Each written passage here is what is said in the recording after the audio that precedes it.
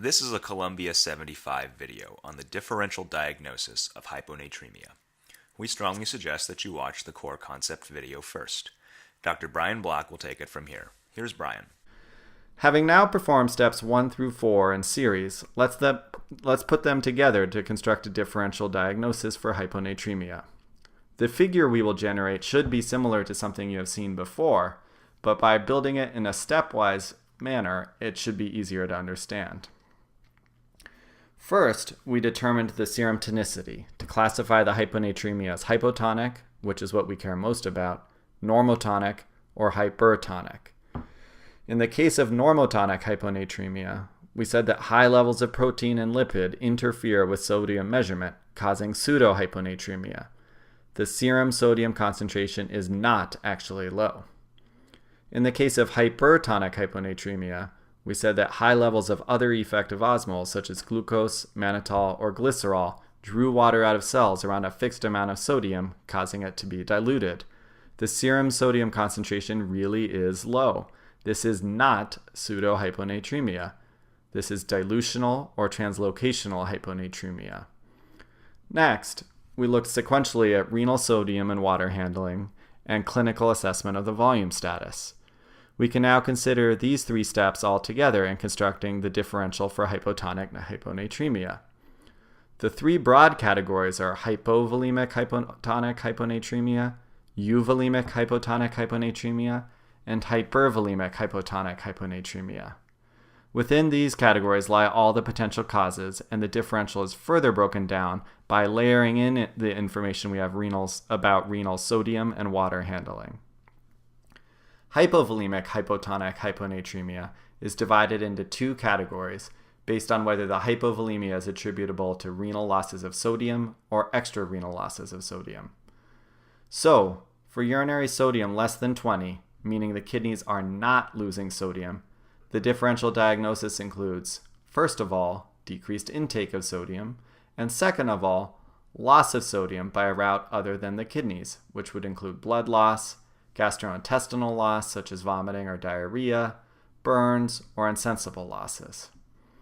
On the other hand, for elevated urinary sodium levels, those greater than 20, you have to consider why it is that the kidneys are losing sodium. 2 possible explanations emerge. One possibility is diuretic therapy, which interferes with sodium reabsorption. Thiazide diuretics are the most commonly associated with this type of hyponatremia. The second possibility is aldosterone deficiency.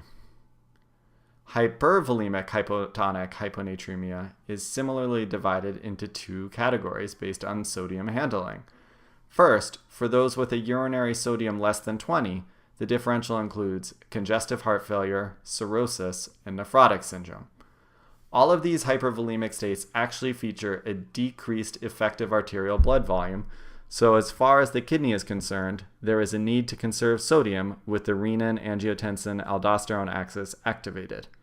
On the other hand, hypervolemic hypotonic hyponatremia in the setting of a urinary sodium greater than 20 is suggestive of renal failure. Notably, hypervolemic patients are often on diuretics, which makes renal sodium handling difficult to interpret.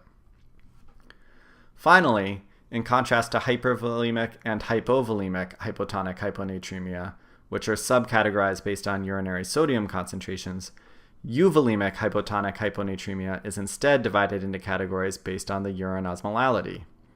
For urine osmolality less than 100, which suggests ADH is off, the etiology is likely psychogenic polydipsia. For urine osmolality greater than 100, which suggests ADH is on, 3 possibilities exist. The first is hypocortisolism, which secondarily leads to elevated ADH, in part because CRH inhibits ADH release. A second possibility is hypothyroidism, which similarly leads to elevated ADH because T3 inhibits ADH release. Finally, once you have excluded hypocortisolism and hypothyroidism, euvolemic hyponatremia with an elevated urine osm is suggestive of SIADH. SIADH, in turn, can usually be attributed to either lung disease, and in particular small cell lung cancer, pain, central nervous system disease, or drugs, whether prescribed, such as carbamazepine and SSRIs, or illicit, such as ecstasy. And with that, we have constructed our differential diagnosis of hyponatremia,